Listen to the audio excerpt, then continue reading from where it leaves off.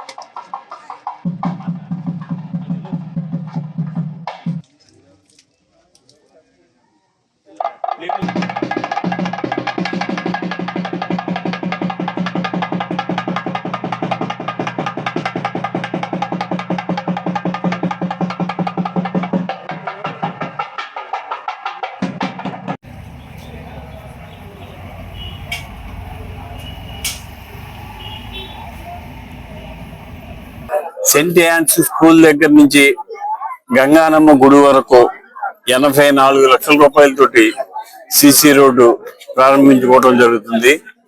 ఈ రోడ్డు చాలా ఉపయోగకరమైన రోడ్డు.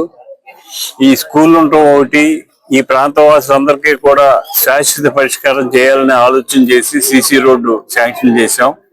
ఈ సిసి రోడ్డు శాంక్షన్ వల్ల ఈ ప్రాంతవాసులకి 20 సంవత్సరాలకు రోడ్డు ఇబ్బంది లేకుండా ఉంటుంది. ఇవాళ మొత్తం ఈ వార్డులో 18 లక్షల రూపాయలతోటి ఈ 3 రోడ్లు వేయడం జరిగింది. అలాగే మున్సిపల్ పరిధిలోని ఈనాడు సుమారు 2 కోట్లతోటి అభివృద్ధి పనులకి ప్రారంభోత్సవాలు చేస్తున్నారు. ప్రీతం నాయకుడు ఎమ్మెల్యే గారు అంజిబాబు గారు, వాళ్ళకి భీమవరం ప్రజల తరపున కృతజ్ఞతలు తెలియజేస్తున్నారు. 20 సంవత్సరాల నుంచి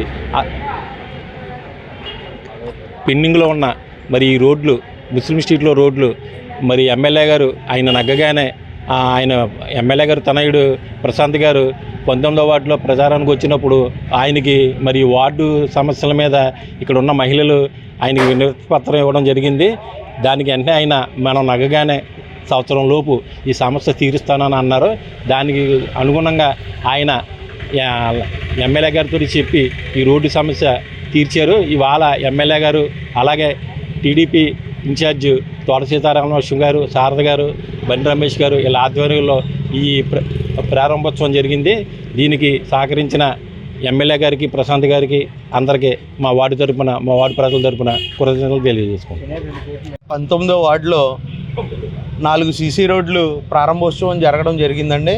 ఇది ఎలక్షన్ సమయంలో క్యాన్వర్సింగ్ వస్తున్నప్పుడు ప్రశాంత్ గారు, ఎమ్మెల్యే గారు తనయుడు ప్రశాంత్ గారు వచ్చినప్పుడు ఇక్కడ ముస్లిం మహిళలు మా వార్డుకి సంబంధించి 4-5 రోడ్లు ఇప్పుడు వానకి వర్షానికి మునిగిపోతున్నాయని ఆయనకి వినతి పత్రం ఇవ్వడం జరిగింది.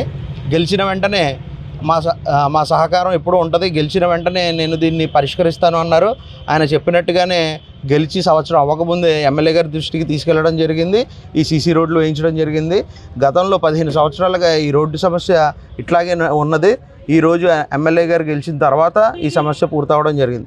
అలాగే స్థానికంగా ఈ సమస్యకి పరిష్కారం దొరికినందుకు స్థానిక మహిళలు అలాగే వార్డు ప్రజలు అందరూ చాలా హర్షం వ్యక్తం చేస్తున్నారు.